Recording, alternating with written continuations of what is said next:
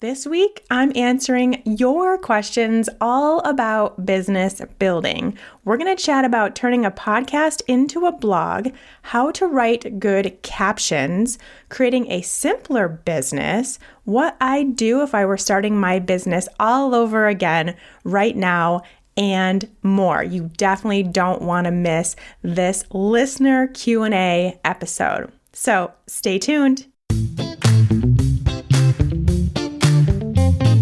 Hey there, I'm Shawn Mynar, and this is Unstuck Entrepreneur. I'm a former nutritionist who turned a struggling, stressful nutrition practice into a thriving, freedom-filled online business where I work from home in my sweatpants while reaching and helping thousands of people all at the same time. Now I'm obsessed with showing other heart-centered coaches, practitioners, and solopreneurs how to build a business and life they love. Consider this podcast your safe space to learn both the inner work and practical strategies required to build the impactful, profitable business of your dreams. No hustle, grind, or long hours required. That's right, hustle culture, not welcome here. Let's get into today's session. Hey there, friends. Welcome back to the Unstuck Entrepreneur podcast. I'm Shawn, your host, and we're mixing things up a little bit today, doing something I absolutely love to do. I'm answering all of your burning questions right now about business building. So yesterday, 24 hours ago, I asked over on my Instagram stories for any listener questions that you wanted me to answer here on the podcast for this episode, and got a bunch. We're going to get through as many as I can in the next probably 30 to 40 minutes. And whatever I don't get to, we'll do this again, and you can ask again, and I'll make sure to get to them that time. This is something I love to do, first of all, because then you get your questions that you have right this moment answered, which in the world of business, that changes often. And we have these things that come up that we're working on at the moment and have questions around, don't know the answer, just kind of stay in this whole cycle of not knowing and potentially doing the wrong thing or not moving forward, not doing anything. And thus we're stuck, which is why this is called Unstuck Entrepreneur. But also because it gives me a chance to just kind of flow with my answers. So for these episodes, I don't have any notes besides the questions that you asked me. I'm just going to roll with it. And this is very much what I do if I'm in a coaching call, a group call, something like that, where it's live on Zoom, is we just kind of chat it out and talk about things. And this is what I love to do so much with you all. So it gives me an opportunity to do that here on the podcast. Most of my episodes, I have a topic and I have taken some sort of notes to keep me on track. I've done the research, I've gotten all prepped, and for this kind of episode, we're just going with the flow. If you enjoy these listener Q&A style episodes, please let me know and I will do more of them. And also, if you ever have any question that you want me to answer here on the podcast, especially if you think there's more than just you who is maybe struggling with that problem or that question, please let me know and I will definitely take the opportunity to answer it here for everyone, including you. So you can do that over on Instagram at Shawn Mynar. Just send me a DM. I'm on there checking that all the time, so we can chat there. All right, let's jump right into these questions. First one from Nikki. I'm struggling to turn my podcast into a blog. Is it the same exact content, just different format? My answer here is yes and no. So it is not like you can just maybe download a transcript of your podcast and put that up as a blog post. It doesn't translate word for word like that.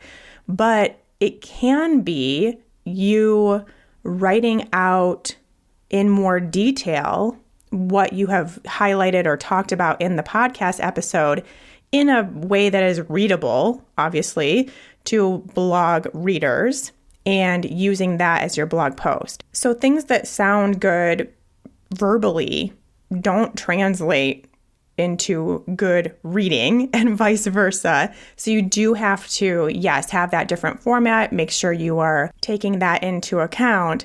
But that really is just the beginning when it comes to blog posts, because at least in, I feel like today's world, I feel like where a lot of you are at in your business, you would be using that as content to get more fresh eyes on your work, to get more people onto your website, to get cold leads and potentially turn them into email subscribers, to get more people interested in your services, that kind of thing, to grow your business, to grow your audience, to get some fresh blood in there, right? I mean, there are bloggers who have millions of followers, these giant subscriber lists and all these things, and they can pretty much write a blog about whatever and put it out into the world to their email list and to their social media followers, and people will go read it. But for someone who's more just starting out and maybe has a smaller audience, you're using that blog post and the podcast, but specifically when I talk about blogging right now, you're using that blog post to get new people interested in you, which means you have to show up in front of those people.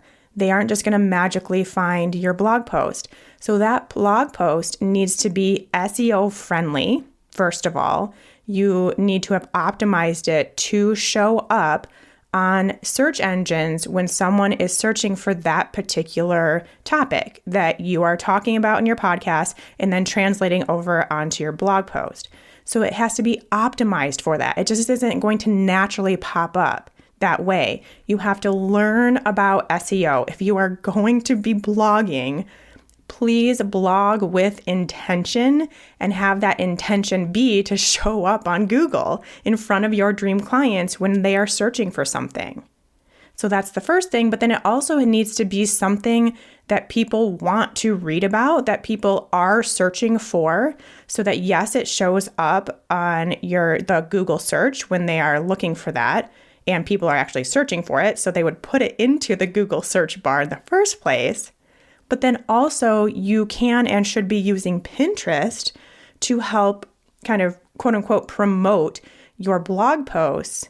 And that also means that people need to be looking for something like that on Pinterest. It needs to be something interesting, something that they're curious about, a problem they want to solve, a solution they're interested in hearing about. Something needs to spark interest. And I'm bringing all of this up because first of all, there's a lot of people blogging just to say they have blogged and hoping that somehow that will get people landing on their website. And it's not that easy. That's not the way that blogging works. There is a lot of strategy behind blogging. And the cool thing is that it's not hard at all. You just need to know it. And there are tons of free resources out there that can teach you that can show you what's important when it comes to SEO and picking out your topics for your blog posts. But I share this because not every podcast episode is necessarily going to make a good blog post. So for example, this episode that I'm doing right now, which is just kind of random listener Q&A, not going to be a good blog post because it's all over the place. There's not one particular topic, and it's probably not something that someone who doesn't know me at all, some cold person that comes from Google, is going to be interested in reading because it's a lot of different things going on. But it does make a good podcast episode. This is fun. And one listener can get a bunch of different information and a bunch of different topics. So great podcast, not great blog post. Sorry, my dog is having puppy dreams in the background, so just may hear a little bit of dream barking going on, but this is real life and this is just going with the flow of this kind of episode. Now, even though this podcast episode, this topic, or what I'm doing here in the listener Q&A isn't necessarily a good blog post, maybe just one of the questions would be like this particular question of how to turn a podcast episode into a blog post would make a good blog post in and of itself. So then that would require, yes, you have the topic, you've done the research, you know it's a good topic, you know it's something people are searching for, and then you could basically take kind of what you're talking about in that one section and expand on it for your blog post. And then, yes, there are going to be podcast episodes. For example, 10 passive income ideas for your online business is a podcast episode I did a while back. That makes an excellent blog post pretty much as is. So I would take kind of the notes I had for each of those 10, flesh them out a little bit to be readable and to be SEO friendly, and that would be my blog post. So I think the overall question and answer here is it as simple as just kind of switching formats a little bit and hitting publish? And no, it's not. It does take more work and more strategy if you want to actually use those blog posts to gain traffic, which I'm assuming is what you want to do. Now, the other cool thing about doing this is you can have that blog post that's very much related or very similar to a podcast episode that you did, and then link your podcast player into that blog post and potentially have someone who happened to land on this blog post of yours through Google or Pinterest or something like that, an otherwise very cold person has no idea who you are, but then sees that you do podcast episodes about similar topics and then becomes a podcast listener. So you can gain listenership by doing these blog posts that are essentially your podcast episodes.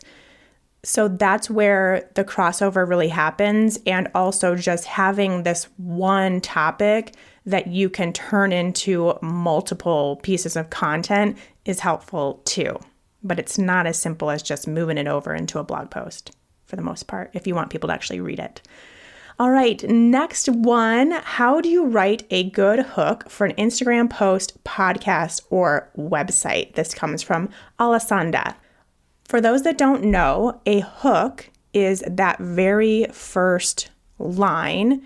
Let's talk specifically about Instagram captions here, because that's most commonly where something like a hook is used, at least in how we're talking about it here. On a website, a hook is your headline, really. So that's more the right wording, I guess, the right term for that. But for social media captions and, video scripts, even, yes, podcast scripts, that first line is called a hook because it is hooking the readers or listeners or watchers' attention. You want that to be a very engaging, curiosity-inducing line so people will keep reading or listening or watching. You're hooking their attention. I like to mostly think about this in terms of Instagram in particular, because if you're on Instagram, then you have, I think, like 2 lines of your caption that is visible underneath the picture or the video that you posted. And then everything else you can only read if you click more, and then it drops down and lets you read the whole caption.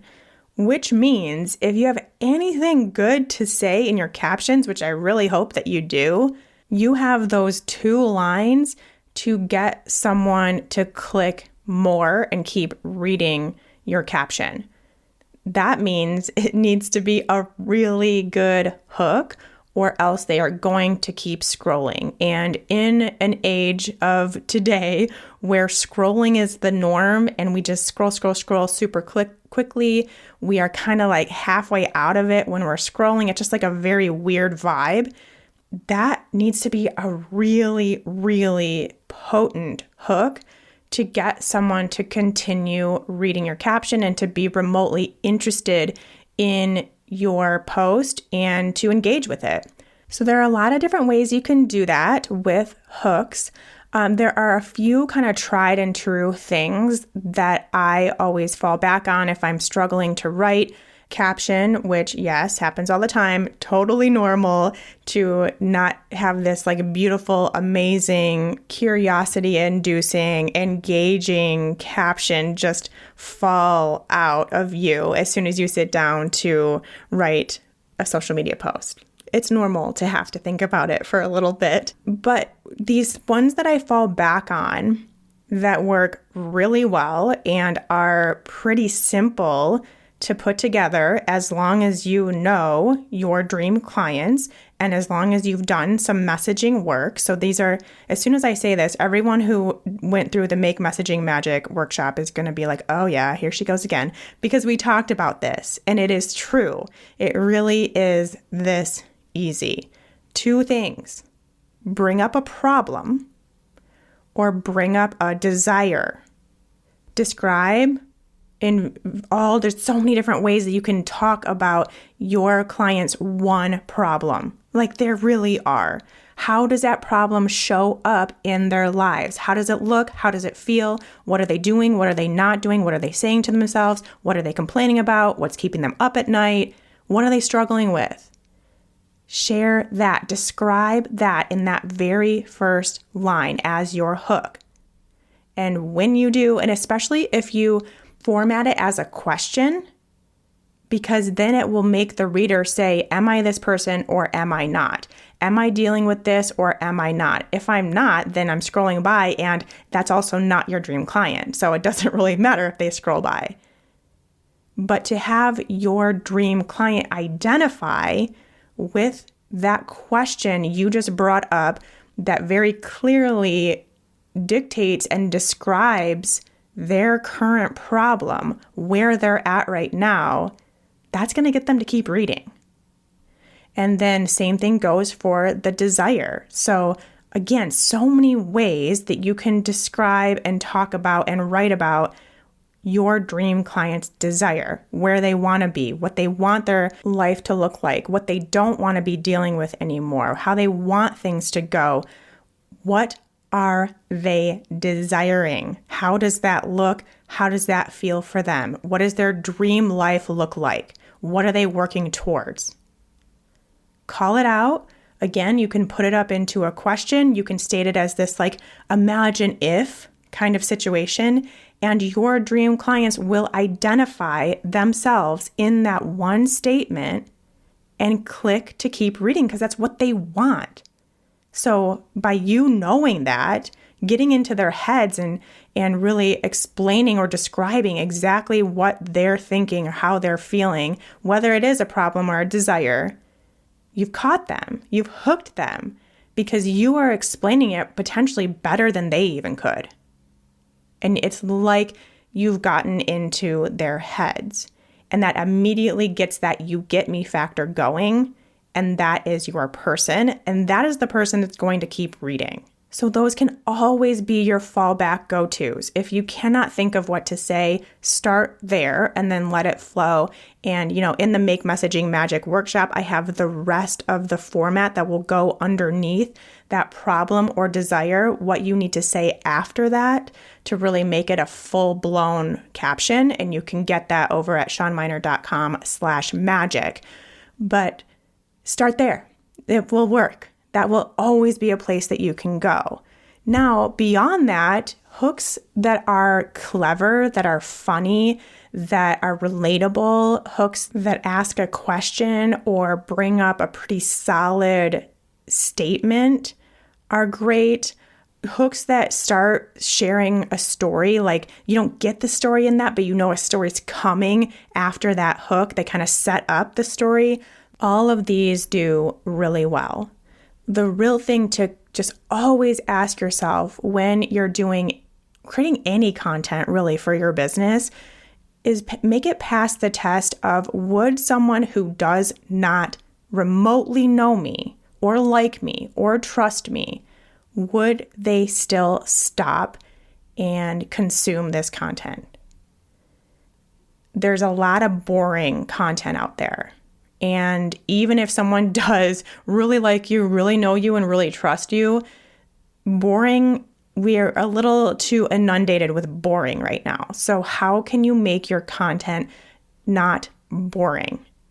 And so much of that is messaging. Like 99% of that is messaging, because that is also where you figure out your personality, your brand voice, what you want to really stand for, what you want to be known for. And you also infuse all of that with where your dream client is at and knowing exactly what they need to hear right this moment. You've got to get really clear on that. And as you can tell, I'm very passionate about it, because that is what will make you stand out. And when there's so much boring content out there, that's what you need. That's what will take you to the next level. So I'm getting off topic here, but your Instagram captions, that one line, that hook at the very beginning, that should be the least boring thing you have ever written every single time. And that is what will get you so much more engagement in all your content, is really thinking about what you're saying instead of just writing the boring thing, writing the safe thing. No more of that, because now we know better. All right, moving on to Danny. I feel overwhelmed and disorganized oftentimes in my business. Like my attention is being pulled in a million different places. I'm craving more streamlined, more simplicity, and less noise. Do you have any tips or suggestions, even if it's things to prioritize and things to table for later?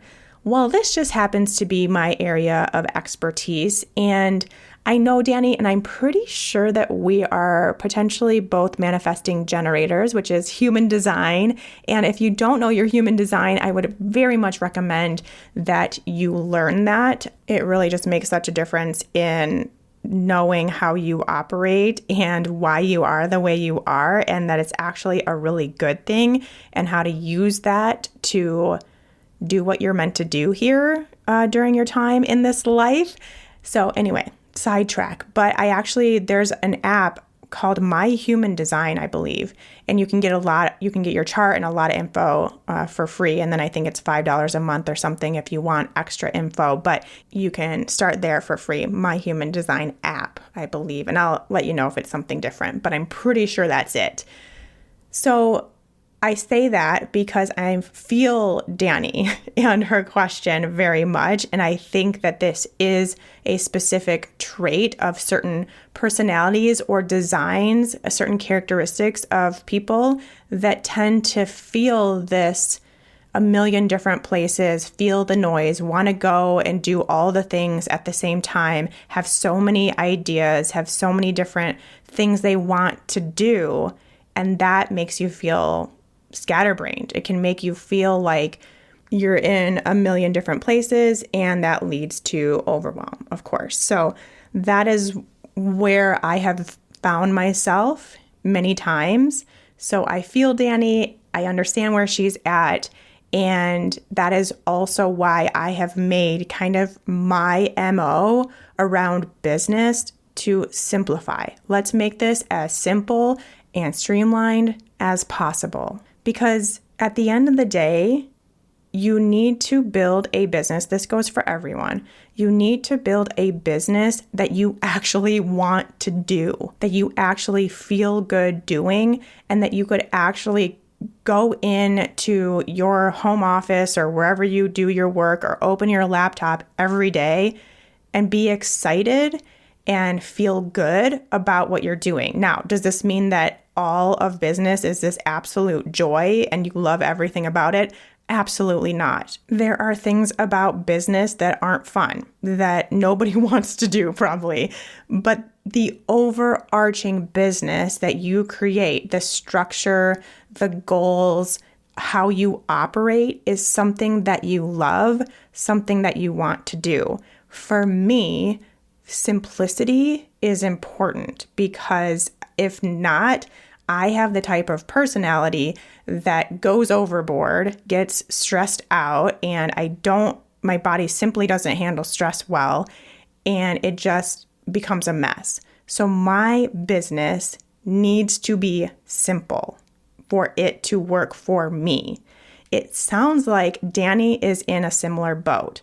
She wants simple because that is how she sees her future going forward. That is what is going to work best for her. She's currently in the space of feeling overwhelmed, disorganized, and all this noise, and that's not working for her. So now she knows, okay, I need a more simplified business model and to understand what to work on and what not to. If that is you, if you also crave simplicity when it comes to your business, I have some tips. First things first, you need to prioritize things, of course, as is the case with all of life. And when it comes to business, especially, Danny has a more established business and is doing really well. And probably within that is now getting a lot of opportunities thrown at her, a lot of different ideas coming in that she wants to do, or even that her audience is asking for, and now feels like there's too much on her plate. What, first of all, is working for your business? What are those things that are moving the needle the most in your business? Because when you actually look at it and you really do a little analysis of everything that you're currently doing or want to do in your business, there's actually probably only a few key things that are really moving the needle. For example, let's say you're doing both a weekly podcast and a weekly blog. Well, when you actually look at and analyze how that's going for your business, you may find that, people are listening to the podcast, but not much is coming from that beyond just listening. But the people that land on my blog, well, then they very typically come over to my freebie and get on my email list and actually stay and eventually become paying clients. Again, total example. You would have to know that in your business, like, where is the needle moving the most for you? Like I said, there's likely a couple places that stand out a lot more than anything else. So that can be your core non-negotiable. If it's, one certain program that I run once a quarter and it does really well and people really love it and they get great results and I love running it and it's easy. At this point, I can kind of rinse and repeat. That's a great thing to keep in place as your non-negotiable. And then, when I think about how people get interested and get involved in that, yes, it's me posting on Instagram and it's my podcast episodes. Okay, cool. So your non-negotiables are posting on social media, doing your podcast, and running that program once a quarter. Non-negotiable must happen. That is your business. And then everything else around it can kind of be filled in as you want to, and with a little bit more grace, because you have your core thing that's working, that's a non-negotiable that you're always going to do. From there also, you, of course, need to think about what you enjoy, what is lighting you up versus tearing you down. If that program that you have is working and it's great and you run it once a quarter and people are getting great results, but you don't like it, it drains you to do, it's not fun, you don't feel aligned with it anymore, then that's also not a good place to be in your business. Because again, like I said, you want it to be something that you look forward to opening up your laptop every day and doing. And if you don't feel that way about that particular part of your business, then that's a place to work on. And so it could just be changing out that program for something else, or, having a different kind of paid offer. Lots of different ways you can think about that. So it's a combination of what's working for your business and what's working for you. So once you have that figured out, that's your core, that's your business. From there, the rest, so all these other places you feel like you're being pulled, things you want to do, just take a deep breath with it because you have time. That is what I think gets a lot of us in trouble, is wanting to do it all right now and having these great ideas and just wishing they could all be happening and being so excited about it and wanting to push forward with them. But when you realize that you have a lot of time, nothing needs to be done right now or this month or even this year. If you can give yourself a little bit of space, to focus on what's working, what's moving the needle, what you're enjoying right now. And then as you have more time and space, then you can work on bringing those things in at a pace that feels a little better for you and doesn't make you feel overwhelmed. So just knowing that those things are going to happen, but they don't need to happen right this moment, can take a lot of that overwhelm off of your plate. And again, just focus on that machine that's working. That's really where the simplicity of your business comes in, is building a machine that works and then filling in the gaps from there as you feel called, not because of the outside noise or even the internal noise of your brain that wants to make everything happen today. Just take a deep breath, give yourself some space, focus on what's working, and feel for that like intuitiveness of now is the right time to bring in something else. That is what keeps things simple. Now, I want to take it back a few more steps because I know a lot of you are in the place where you're still building that machine. And this all sounds really great to you right now, and you can't wait until you do have this simple machine that is your business, but you're not there right now. And that's part of the process. That's part of having a business and creating something new and great and wonderful, is all of the trial and error that comes with it. But that doesn't mean that in that time when you are trying to build your machine, that it needs to be chaotic and crazy and hectic and overwhelming and frustrating and all those things. Like, yeah, sure, you may feel overwhelmed at times. Yes, you will probably feel frustrated at times, but that doesn't need to be how it looks all the time while in the process of building. You can still keep it simple and be in that phase of trial and error, of building one component and it not working, of trying another component and that not being what feels best for you. It's part of it, and that's okay. And it really just makes you finding that simple business machine, once you have built it, it makes it that much sweeter, and you will get there. But in the process, please try to tune out the noise that may be potentially coming from, some comparison-itis going on, being like uber connected, like way over connected to the rest of the world because of social media and things like that. Tune into what feels best for you, what you want your machine to look like, how you want it to run and operate. And again, what would make you happy for the long haul of opening up that laptop every day? All right, next one from Lisa. Are you going to be offering copywriting services soon? Thank you so very much for asking this, Lisa. This has been something that I was like, how am I going to be talking about this on the podcast? When am I going to share this? How is it going to go? Kind of thing. And just kind of letting it unfold and waiting for the right time. And now, I guess, is the right time because I'm being asked. And so if you've listened to, probably in the past couple months, I started this whole thing in November. So past couple months, I've been talking about copywriting a lot. And I just now have my beta group of my web copy in a week, going through the process as we speak and giving feedback.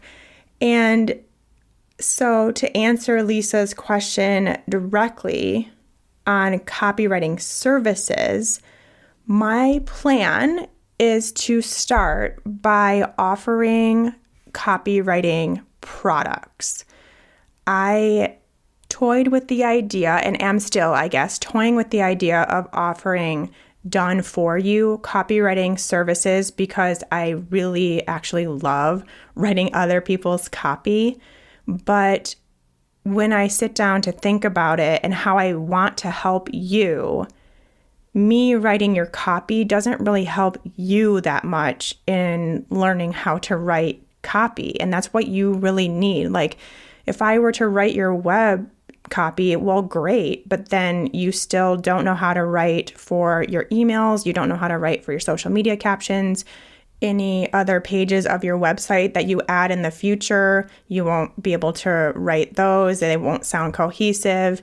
And so that's not really solving the problem that I want to help you solve. It's just applying a Band-Aid in a way by me doing it for you. And not only that, but it's expensive. It's pretty pricey. Like we're talking several $1,000s to hire a copywriter to write some content for you. And that's just not the kind of business that I desire and that I think works best for you, my people, my dream clients. I want you to feel really confident in communicating with your dream clients to the point that they want to purchase from you. I want you to learn how to write copy that helps you make more money. And it is 100% related. You need good copy to make good money, bottom line. And I want you to do that. And I want you to learn how to do that. And I want it to become second nature for you.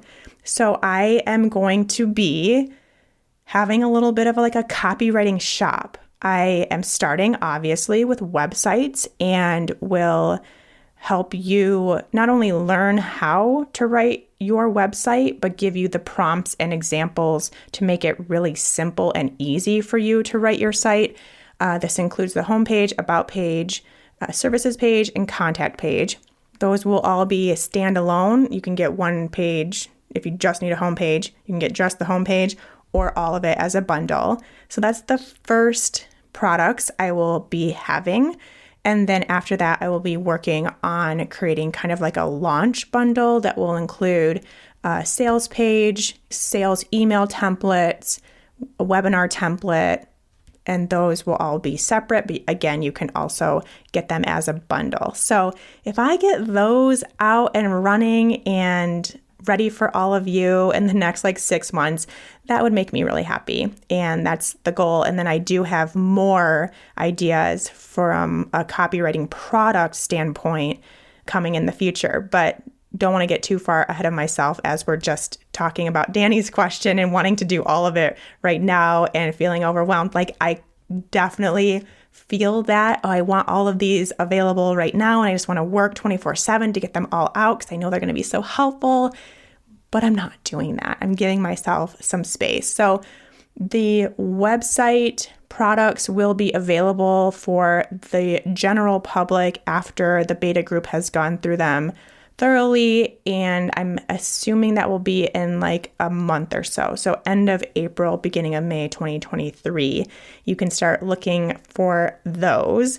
And then the launch copy products will be available probably in the summer sometime of 2023. So looking forward to that and just really being so excited for what your business can and will do when you have better copy. That's it. That's what I really want for you. And I want you to learn how to do it and just be able to release some of the pressure and maybe some stories around writing and copywriting and selling and all of those things that we tend to struggle with as newer businesses and or without someone who is a marketer on our team that does this for a living. When you have to be your own marketer, I want you to feel so much better about that. And I know this can do that for you. So that's what I'll be working on. Lisa, thank you so much for asking, and be on the lookout for that stuff soon. All right, let me do one more really quick. This last one from Caroline. If you were starting your business right now, what would you do? Great question. Again, I'm so happy you asked this because if you've been listening for a while, then you know that I have been a business owner for 10 years, for a decade.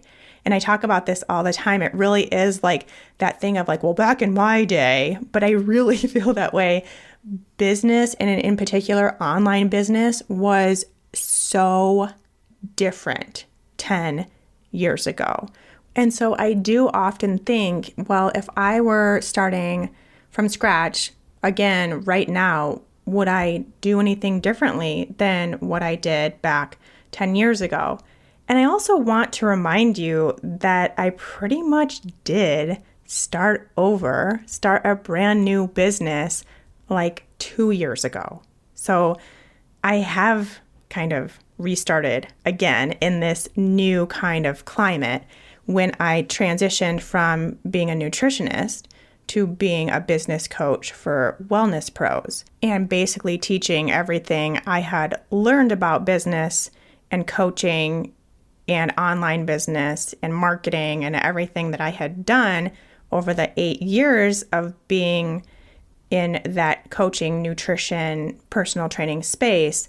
I then started teaching that to people in those types of positions, which is where we are now.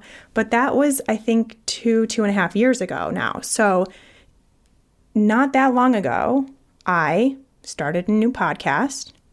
I started a new email list. I started a new social media account. And that's exactly what I would do, because I did, if I were starting my business again today.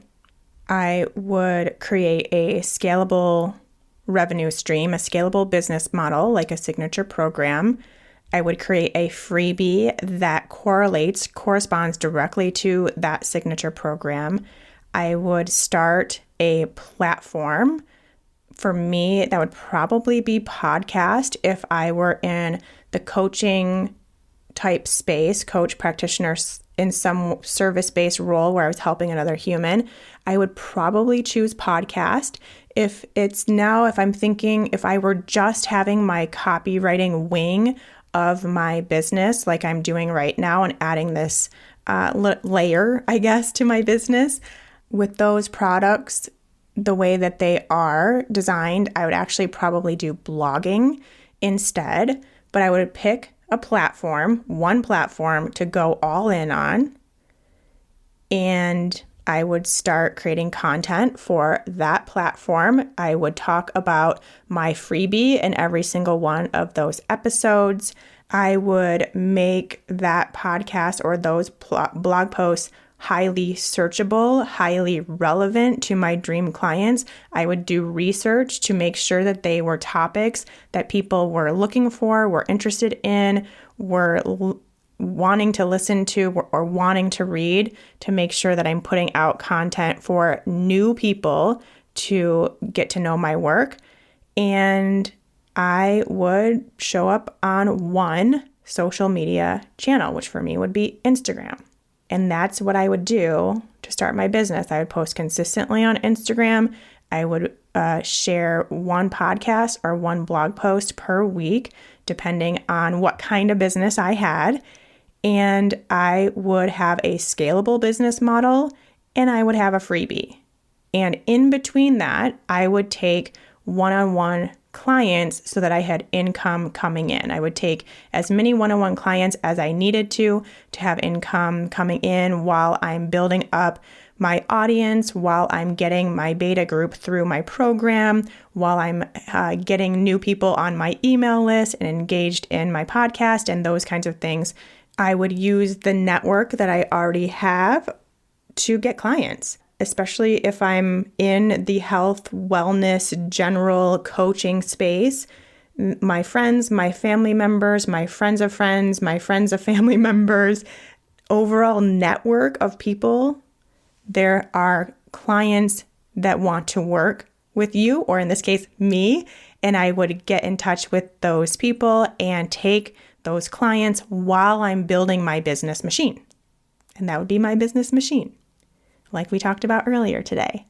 That is what I would do. So very similar to what I did when I did transition my business a few years ago, and very similar to what I did 10 years ago too, just with a lot less floundering, I think, in between there, because now I know a little bit better, but even if I didn't know, it's way more obvious these days because there's a lot more people doing it.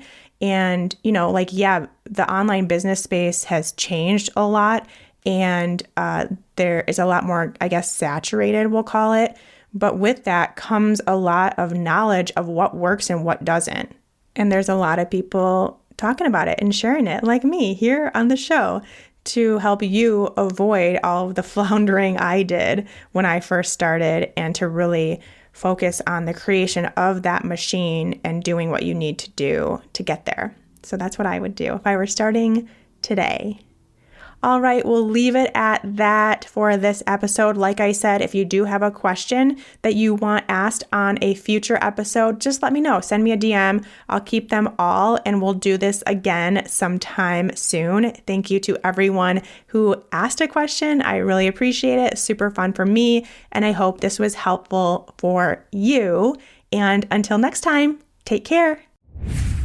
Hey friends, Shawn here, and if you're a coach or practitioner who's looking to help more people make more money and have more free time, then I have a special invitation for you that you don't want to miss. Right now, I'm hosting a free masterclass that will walk you through the process of adding a signature program to your business. As many of you know, the signature program business model has been my primary way of doing business since 2017. And after 7 programs of my own created and helping dozens of other wellness pros create theirs, I'm now sharing my exact process with you for free in this 1-hour masterclass. Now you might be thinking, Shawn, I'm just not ready to have my own program yet, or I don't have the time to build a program right now. Are you crazy? I totally get it. I get all of it, which is exactly why I created this training in the first place. I want you to see how possible this really is for you and how simple it can be when you have a tried and true proven system in place, no matter where you're at in your business today. So if you're like most coaches and practitioners who have a dream of creating a scalable offer in their business that helps the people they're meant to help without it being directly tied to your time and energy, then there's a seat with your name on it inside my Burnout Proof Your Business Masterclass. In just 1 hour, you're going to learn why adding a signature program will uncap your income potential forever and give you more time for your own life, health, family, and self-care.